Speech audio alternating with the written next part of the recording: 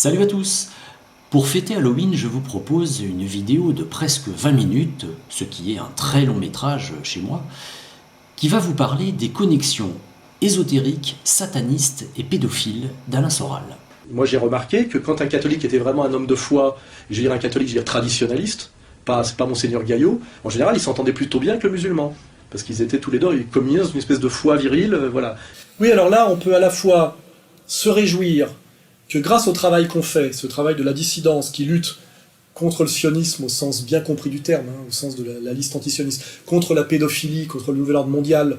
La pédophilie d'élite a besoin de réseaux de haute délinquance internationale, il y a beaucoup d'argent en jeu, qui leur vend des enfants qui sont volés, et c'est pour ça que le chaos, comme le chaos des migrants, a un intérêt, parce que ça permet de faire disparaître des tas d'enfants qui n'ont pas d'identité. Donc ces gens-là ont besoin d'acheter des enfants pour les sacrifier. Donc je serais plutôt pour le front de la foi. Le front de la foi, contre la religion satanique qui s'appelle la laïcité, qui est la maçonnerie, derrière laquelle pour moi il y a Satan, c'est clair, il suffit d'ouvrir les portes. Au bout c'est Satan, voilà, je le sais, je l'ai vu. Voilà. Alors, comme vous le savez sans doute déjà, Alain Soral se revendique du national-socialisme et adhère à la théorie de la race aryenne. Et puis on a vu aussi le petit El Kabbach. Là, c'est mon analyse un peu plus racialo-communautaire, qui est finalement le petit sémite séfarade, se soumettre finalement comme une femme à quelqu'un qui représente encore, je dirais, la virilité aryenne, d'une certaine manière, même si elle est slave, vous voyez. Et ça, c'est la juste hiérarchie traditionnelle, vous voyez. Quand Poutine ouvre sa gueule, un El Kabbach la ferme. Et c'est comme ça que se conçoit un monde qui fonctionne bien. Ajoutez à ça une dévotion sans limite pour le négationniste Robert Faurisson, et vous n'êtes pas loin de la définition du néo-nazi. Fort de cette constatation, nous allons pouvoir rentrer dans le vif du sujet de ma vidéo, pour la bonne et simple raison que le régime nazi était très inspiré par l'ésotérisme et l'occultisme. Ainsi, on peut lire sur Wikipédia à propos de l'Ordre de Thulé, une société secrète allemande créée en 1918, ces mythes racistes et occultistes inspirèrent l'idéologie nazie et son pendant mystique. À ce propos, je vous invite à lire un article pas du tout inintéressant, Le satanisme marchepied de l'extrême droite, écrit par Elsa Evrard et publié le 23 mars 2005 dans Libération. On va maintenant s'intéresser aux intellectuels mis en avant par Égalité Réconciliation, à commencer par un certain Christian Bouchet, dont les écrits sont principalement consacrés à l'ésotérisme. Effectivement, pour avoir une personnalité unifiée, il est important de pratiquer à la fois un exotérisme et un ésotérisme, d'avoir une action dans la vie traditionnelle et une action dans la vie politique. Dans ce court extrait, datant visiblement de 2011, Christian Bouchet soutient l'idée qu'un homme ne peut pas être équilibré sans vivre un ésotérisme. Alors voici la définition qu'en donne Wikipédia. L'ésotérisme est l'ensemble des enseignements secrets réservés à des initiés. Par là même, Christian Bouchet nous avoue, sans nous l'avouer, qu'il appartient à une ou plusieurs sociétés secrètes, ce qu'il a toujours nié publiquement, malgré l'évidence. Il fait notamment partie de la secte OTO, Ordo Templi Orientis, donc l'ordre des Templiers orientaux.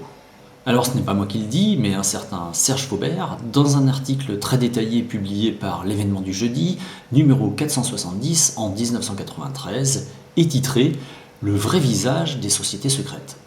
Page 48, on peut ainsi lire « Exégète de Crowley, Bouchet est également son disciple. Il est membre de l'Ordo Templo Orientis, l'obédience fondée par le magicien anglais. » Aleister Crowley, donc très apprécié par Christian Bouchet, est considéré par beaucoup comme le fondateur du satanisme moderne. Il a été à la tête de l'OTO de 1925 à 1947 et il basait son occultisme sur un concept qu'il a lui-même inventé, la magie sexuelle. Et en parlant de sexualité, l'OTO a été accusé de pratiquer des rituels pédophiles, notamment dans le journal Herald Sun, un journal australien, le 31 mai 2005. Voici ce qu'écrit Michael Prazan à propos du leader néo-nazi Michael Kühnen dans le livre Anti-judaïsme et barbarie. Kühnen fonda en Allemagne une société secrète, la loge Telema de l'Ordo Templi Orientis, une secte luciférienne qui semble avoir pratiqué des orgies comprenant des viols collectifs d'enfants et des sacrifices humains. Les écrits de Michael Kühnen ont été traduits en français par Michel Queignet, l'ex-secrétaire général du parti nazi, la FAN, 3 fois dissoute par le Conseil des ministres en 1980, 1985 et 1987.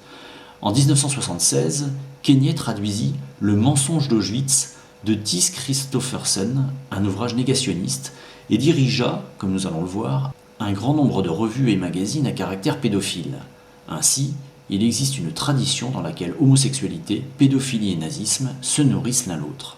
Et voici l'une de ces revues pédophiles dirigées par Michel Queignet, publiée légalement en France jusqu'en 1992, et dont je vous ai déjà parlé dans une vidéo titrée « Gay France, magazine néo-nazi, homosexuel et pédophile ». Mais revenons sur Christian Bouchet dans l'extrait d'un reportage du vrai journal de Karl Zéro. Et les maîtres sont là, des maîtres qui distillent une imagerie nazie et raciste, satanisme et extrême droite, une union sur laquelle le sociologue Paul Ariès, spécialiste des religions, vient de sortir un livre. Je crois qu'effectivement, il y a une connivence entre, d'une part, ces milieux d'extrême droite et d'autre part, les réseaux satanistes. C'est finalement un même fond commun anti-égalitaire, donc une sorte de culte du surhomme. Pour eux, la société est pourrie. Mais il faut aller jusqu'au bout de cette pourriture. C'est-à-dire qu'il faut détruire au maximum la société. Il faut que le mal se fasse pour qu'enfin on ait une bonne société. En France, les liens entre satanistes et extrême droite passent par Napalm Rock, un petit journal haineux farci de publicité et d'hommage à Lutte du peuple et au groupuscule néofasciste Nouvelle Résistance, 300 militants qui prônent l'alliance de tous les groupes terroristes. Un groupuscule dirigé par Christian Bouchet. Bouchet que nous avons retrouvé ici en Belgique au mois d'août 1996 dans une manifestation du Vlaams-Blok. Il était l'invité d'honneur d'une commémoration de nostalgique du Grand Reich allemand. Christian Bouchet, militant nationaliste aux multiples facettes, dont les activités ésotériques sont importantes. Propriétaire des éditions du Chaos, il est l'un des principaux diffuseurs de la pensée sataniste en France, comme le démontre le catalogue de ses parutions. Au téléphone, il affirme que son intérêt pour les satanistes s'arrêterait à la recherche universitaire. J'ai terminé ma thèse sur le sujet, moi. Il n'y a pas de raison, une fois que j'ai mon doctorat, que je continue à fréquenter des barges. Pourtant, ce document, une convocation à une cérémonie luciférienne, démontre qu'il est bien le grand maître de l'Ordo Templi Orientis et que le réunion de cette petite secte luciférienne se tenait à son domicile. Nicolas, ancien compagnon d'armes, révèle une stratégie d'infiltration. Les profanateurs du cimetière de Toulon étaient en contact avec des gens de l'organisation de Christian Bouchet. Puisque peu de temps avant la profanation, ils se sont réunis chez le responsable de l'organisation de Christian Bouchet à Toulon. Christian Bouchet a développé une stratégie qu'il a nommée la stratégie des méta-réseaux, donc qui consistait à placer un membre de Nouvelle Résistance dans le maximum d'organisations à caractère païenne ou ésotérique. Et Nouvelle Résistance ne se contente pas d'infiltrer les satanistes, elle place aussi ses hommes au Front National. Ainsi, le numéro 2 de ce groupuscule, André-Yves Beck, est membre du comité central du FN.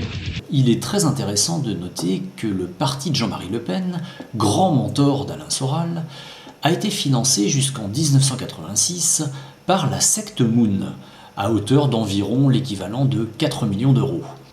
Et comme le rappelle le réseau Voltaire, la secte Moon a été créée par les services secrets sud-coréens, qui étaient en fait sous-traitants de la CIA américaine, et elle devait servir de couverture à de nombreuses activités anticommunistes. Voilà, bien évidemment, je ne peux pas ne pas vous parler dans cette vidéo de Dieudonné, qui a fait une pub insensée à la secte de Raël, qui en a d'ailleurs fait son guide honoraire. Pour ceux qui ne le savaient pas, le logo de ce mouvement est une étoile de David avec une croix gammée à l'intérieur. Et figurez-vous que c'est un mouvement sioniste. Oui, vous avez bien entendu, sioniste.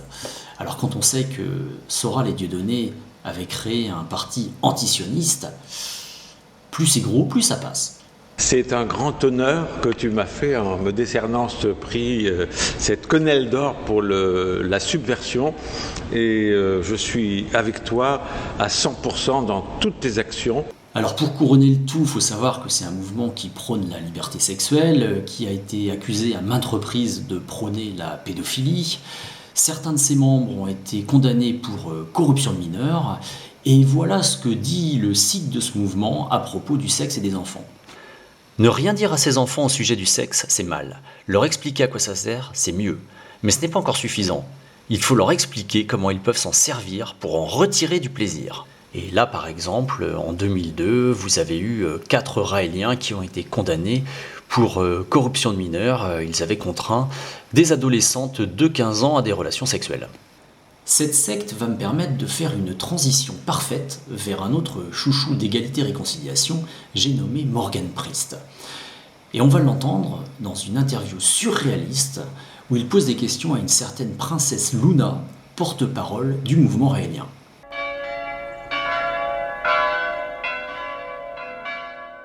Salut tout le monde, aujourd'hui je me retrouve avec... Princesse Luna.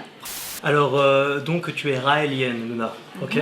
Et alors, ça va sembler très très étrange pour beaucoup, mais j'ai trouvé le personnage très sympathique et je voulais pas m'arrêter tous les délires qu'on colportait sur les raéliens. Je voulais vraiment la connaître et l'interviewer, avoir un vrai moment de partage et finalement aussi montrer que c'est pas parce qu'on a les mêmes doctrines, puisque moi je suis catholique, et qu'on ne puisse pas parler et échanger en toute sympathie et amitié. Voilà. Alors ce rigolo personnage se présente comme un ancien franc-maçon qui aurait été sauvé par le Christ et serait devenu du coup un chrétien exemplaire. Bon, moi quand je vois son accoutrement, son travestissement noir qui pue la mort, je peux pas m'empêcher de me dire que ce sont tous les codes du satanisme. Allez, instant émotion, on va le regarder baptiser Noémie Montagne, la compagne de Dieudonné. Nous te baptisons au nom du Père, du Fils et du Saint-Esprit. Et voilà. Et voilà. Super.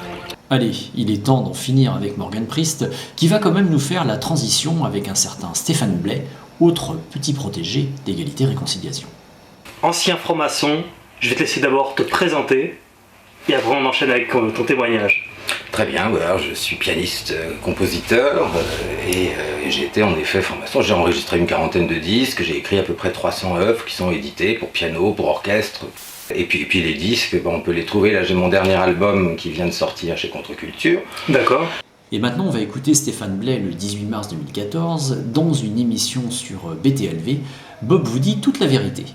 Aleister Crowley. Qui était-il véritablement? Pour vous en dire toute la vérité, un habitué de la maison, Stéphane Blais. Salut Stéphane. Salut Bob. Ça va? Ça va et toi? Alors habituellement, tu viens ici pour nous parler de sociétés secrètes, car on rappelle que tu fais partie de 14 sociétés secrètes, notamment tes Rosicruciens, Templiers, etc. Tu as longtemps été franc-mac. Oui. Voilà. Oui, là j'en ai un peu marre, donc.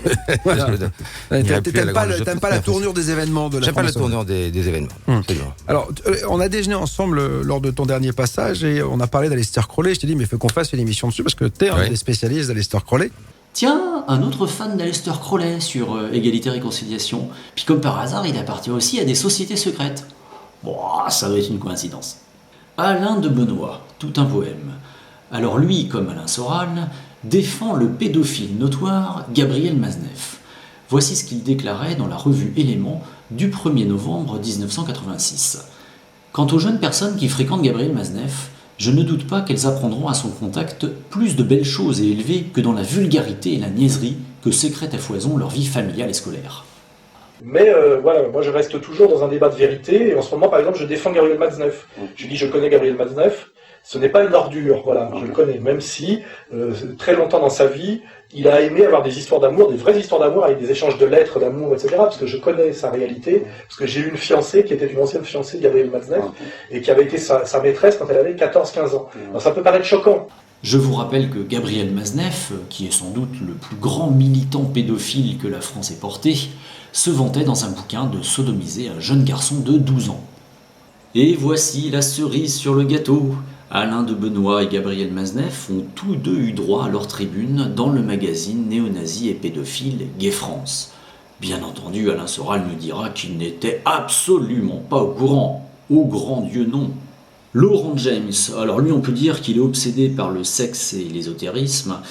On le retrouve ici participant à un spectacle à l'embobineuse, Les Possédés, décrits comme des hurlements en faveur de Alain Soral, Marc-Édouard Nab, Jean-Louis Coste, Laurent James. L'embobineuse se présente comme une scène théâtrale alternative qui visiblement kiffe bien le sadomasochisme. Et chose intéressante, l'avatar utilisé par leur site internet n'est rien d'autre que le pentagramme inversé, symbole de l'église sataniste. Bien entendu, parmi ceux qui se vautrent dans une soupe religioso-ésotérique à égalité-réconciliation, il ne faut pas oublier l'inénarrable Pierre Jovanovic. Pour finir, je vais vous parler d'Alexandre Douguine, le copain russe d'Alain Soral, un intellectuel assez connu en Russie. Et en 2012, Égalité-Réconciliation Aquitaine l'a invité à s'exprimer dans une conférence avec Christian Bouchet, Eurasisme, alternative à l'hégémonie libérale. Si j'ai bien compris le fond de sa pensée, celui-ci considère que l'Europe est aujourd'hui aux prises des forces atlantistes et qu'elle doit être libérée par des forces eurasistes dont il se revendique. En gros, il y a les méchants qui n'ont pas de morale et les gentils qui ont une morale basée sur les traditions et l'ésotérisme. Vous comprenez donc la présence de Christian Bouchet. Et voici ce qu'on peut lire à la page 129 du livre d'Alexandre Douguine, Le prophète de l'eurasisme, en ce qui concerne la fin prophétisée de ce combat. Pendant ce combat, la flamme de la résurrection du Nord spirituel, la flamme de l'hyperborée, transforme la réalité géopolitique. La nouvelle idéologie mondiale est l'idéologie de la restauration finale, mettant un point final à l'histoire géopolitique de la civilisation, mais pas le point que voudraient mettre les héros mondialistes de la fin de l'histoire. La variante matérialiste, athée, antisacrée, technocratique, atlantiste de la fin est transformée en un épilogue différent, la victoire finale de l'avatar sacré, la venue du destin terrible, donnant à ceux qui ont choisi la pauvreté volontaire un règne d'abondance spirituelle, et à ceux qui ont proféré la richesse fondée sur l'assassinat de l'esprit, la damnation éternelle et les tourments de l'enfer. Or, la victoire finale de l'avatar sacré, c'est une théorie luciférienne d'Alice Bailey, qui est à l'origine de la Lucy Trust, une ONG qui a obtenu le statut consultatif auprès du Conseil économique et social des Nations Unies. Et ouais, tout ça ressemble fortement à un serpent qui se mord la queue. Quand j'ai vu ça, j'ai failli tomber de ma chaise, et je pense que certains d'entre vous aussi. En tout cas, ça voudrait dire que l'eurasisme et l'atlantisme sont deux tentacules d'une même entité, une même pieuvre qui chercherait à nous cacher sa tête. Et donc égalité-réconciliation, au travers d'un satanisme de confusion, ce qui est un pléonasme pour le satanisme, travaillerait aussi pour le nouvel ordre mondial.